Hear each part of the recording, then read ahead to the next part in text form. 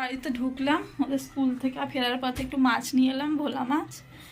দেখলাম রান্না করার টাইম আছে, 11:30 বাজে, তো ভালো মাছ নিয়েই যায়। তো এবার ড্রেস চেঞ্জ করব, করে একটু ফ্রেশ হয়ে নেবো। স্নান টান তো সকালেই করে নিয়েছি, তো স্নানের চাপ নেই। আর ব্ল্যাঙ্কেট রোদে দেওয়ার আছে, সেগুলো রোদে দেবো। তারপরে এসে রান্না বসাবো। তো আজকে ভাবছি ধনে পাতা বাটা দিয়ে আর কি করবো ভোলা মাছটা। তো চেষ্টা করবো আপনাদের সাথে রেসিপিটা শেয়ার করার, তো সাথে থাকুন। তো আমি রান্না স্টার্ট করলাম, দেখেছেন তেলটা এত ঝাঁজ না, আর চোখের মধ্যে গরম হলেই না চোখটা জ্বলে যায়। মা ঘানি থেকে তেল নিয়ে আসা, তো সেই জন্য। তো এই ফ্রেশ হয়ে এবার বললাম যে রান্না করবো। আর আপনাদের তো বললাম আমি আজকে ভোলা মাছ করবো, ধনে পাতা বাটা দিয়ে আর কি ভোলা মাছ করবো। কিভাবে করব রেসিপিটা আপনাদের সাথে শেয়ার করব। তো কড়াই তেল দিয়ে নিয়েছি, আর মাছে নুন হলুদ মাখিয়ে রেখেছি ধুয়ে ভালো করে। তো এবার মাছগুলো ভেজে নেবো এক এক করে, ভাজা হলে তারপরে আপনাদের দেখাচ্ছি যে আমি কিভাবে করছি, কী কী ইনগ্রিডিয়েন্টস লাগছে। তেলটা না গরম হয়ে গেছে, চারদিকটা একটু ঘুরিয়ে দিই খুঁজিটা দিয়ে তেলটা।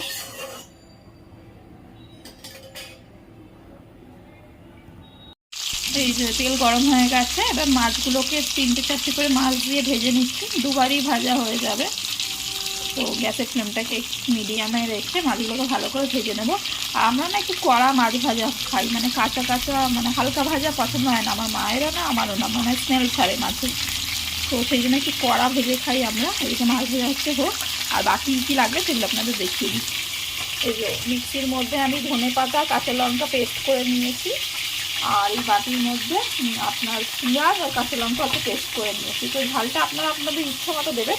তো আমরা একটু ঝাল বেশি খাই বলে কাঁচা লঙ্কা আমি বেশি পরিমাণে দিয়েছি, পেস্ট করে নিয়েছি। আর ওইদিকে 3টে কাঁচা লঙ্কা চিড়ে নিয়েছি।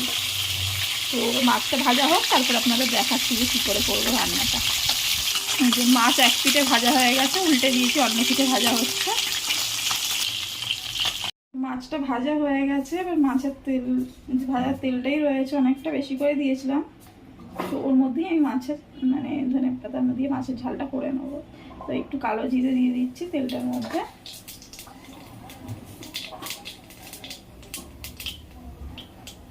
এবার যে পেঁয়াজ আর লঙ্কা পেস্টটা করে রেখেছিলাম সেটাও দিয়ে দিচ্ছি।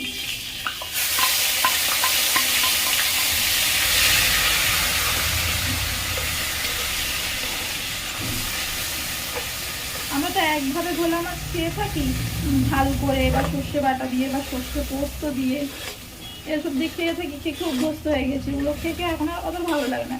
তবে ধনে পাতা দিয়ে করলে না খুব ভালো লাগে খেতে, আপনারাও ট্রাই করে দেখবেন, খুবই ভালো লাগে খেতে। তো আমি করেছি 2-3বারের ওপরে করেছি এরকম, মায়েরও খুব ভালো হয়েছে। তো মা খালি বলে যে হলে এবার ভোলা মাছ নিলে না এরকম করে করি। এখনো রুই মাছ বা কাতলা মাছ দিয়ে করে দেখিনি, তবে রুই মাছ কাতলা মাছ দিয়েও এটা টেস্টি লাগে খেতে, ভালো লাগবে। তো আপনারাও করে দেখতে পারেন। আর রান্নাটা সব থেকে বড় কথা কি চটজলদি হয়ে যায়, বেশি টাইম লাগে না।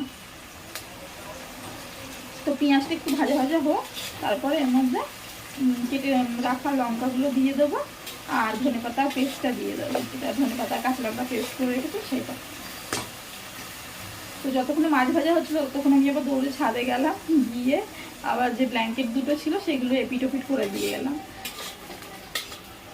আমি তো ভেবেছিলাম আজকে দুপুরে বাড়ি আসতে পারবো না, কারণ এর আগের বার স্পোর্টসে গেছিলাম, সেই দুপুরের দিকে ছেড়েছিল, ওদের খেলা শেষ হয়েছিল, বাড়ি গেছিলো। যেহেতু আজকে সেমিফাইনাল ডে আছে, তো সেই জন্য দুপুরের দিকে ছেড়েছিল। আর কালকে তো ফাইনাল, কালকে ফিরতে সে বিকাল।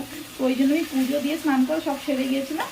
আর ভাত করাই ছিল, ভেবেছিলাম এসে গরম করে যদি আসতে পারি বাড়িতে খেয়ে নেবো। আর নয়তো চাউমিন তো নিয়েই গেছিলাম, ওখানে বোন পরোটা নিয়ে গেছিলো, আলুর দম নিয়ে গেছিলো, ওগুলো খেয়ে পেট ভরে যেত। তো দেখলাম যে হয়ে গেল তাড়াতাড়ি এইবারে, তাই তো ভালোই। তো বাজারে ফেরার পথে বাজার দিয়ে ফিরছিলাম, তো মাছ দেখলাম বিক্রি হচ্ছে, নিয়ে এলাম। ভাবলাম মাও বলছিল ধনে পাতা দিয়ে মাছ করার কথা, কালকেই বলছিল।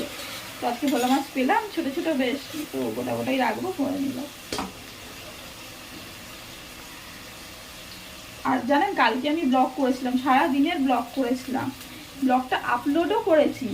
আপলোড হতে না আমি দেখছিলাম কী কী ডিলিট করা যায় আমার ইয়েতে, গ্যালারিতে গিয়ে। আর ভিডিওগুলো ডিলিট করে দিয়েছে, খেয়াল নেই যে ব্লগটা এখনো আপলোড হয়নি। পুরো ব্লগটা আমার ডিলিট হয়ে গেছে, আমার সারা দিনের যে মেহনত পুরো বৃথা হয়ে গেছে, কী বলবো আর। ওই জন্য আজকে ব্লগটা বেশি বড় করবো না, রাত হলেই না আমি আপলোড করতেই ভুলে যাই, আপলোড করতে অনেক টাইম লেগে যায় আর ডিলিট করে ফেলেছি ভুল করে। এই যে পেঁয়াজটা ভাজা হচ্ছে, এবার এর মধ্যে ধনেপাতাটা দিয়ে দেবো, দিয়ে ধনেপাতা দিয়ে হালকা নাড়াচাড়া করে তার মধ্যে একটু হলুদ গুঁড়ো, একটু লঙ্কার গুঁড়ো, একটু লবণ দিয়ে দেবো। ধনেপাতা দিয়ে দিয়েছি, একটু লঙ্কার গুঁড়ো, একটু লবণ আর একটু হলুদের গুঁড়ো অ্যাড করে দিয়েছি। এবার ভালো করে মিশিয়ে নেবো পেস্টটাকে, নেড়ে চেড়ে তো কিছুক্ষণ নাড়াচাড়া করবো। তারপর সামান্য পরিমাণে জল দেবো, যে যতটা গ্রেভি রাখবেন। আমি একটু গ্রেভি রাখি, কারণ আমাদের বাড়িতে সবাই মানে মা বোনেরা না একদম মাখা মাখা খেতে পারে না, তো আমাকে হালকা একটু পাতলা রাখতে হয়।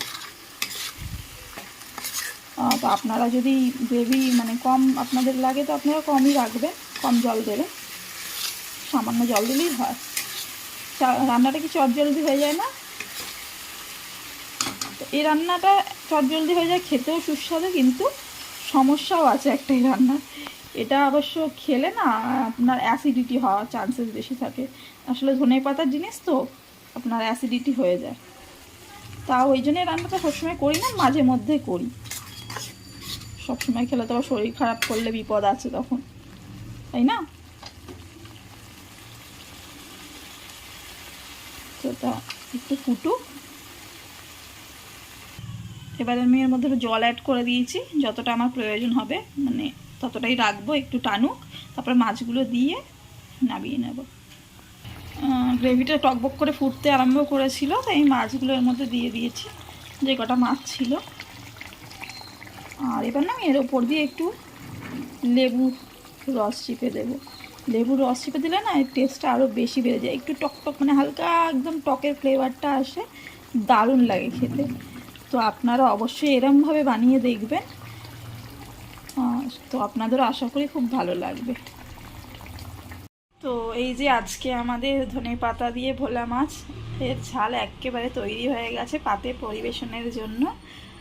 তো দেখতেই পাচ্ছেন কেমন হয়েছে, আমি গ্রেভিটা একটু বেশি রেখেছি বললামই, তো আপনারা আপনাদের ইচ্ছে মতো গ্রেভিটা রাখবেন।